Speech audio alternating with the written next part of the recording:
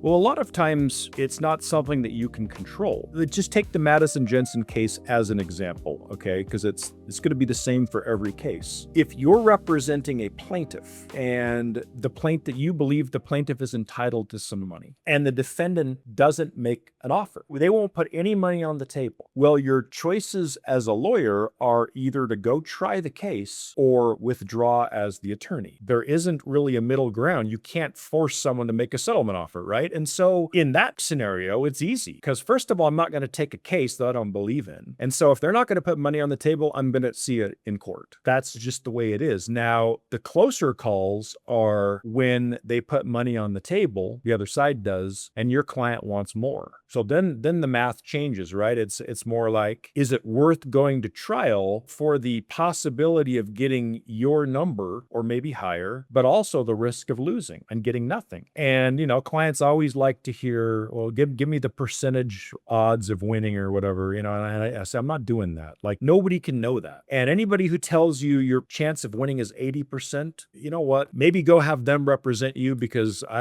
don't believe that. Like, that's not how it works. And so, like, you can lose cases that you should have won and vice versa, right? Everybody knows that. And so, and judges and juries are unpredictable. So that's really not a thing, but I'll just say, look, I like your case, but there's always a risk of losing. If they're drawing a line in the sand at a number that's lower than what you want, you've got to decide, client. This is my recommendation, but you have to decide if you're willing to live with that or not. Almost always, I have a pretty good feeling of whether or not a bottom line number is really a bottom line number, right? A lot of times those words are thrown around and there's more negotiations to be had. But I like to tell my clients, don't communicate, this is my bottom line number, if it's not. Because I don't like gamesmanship in litigation, and I like my reputation to be that I do what I say. And so if I say this is the final number, that should be your final number.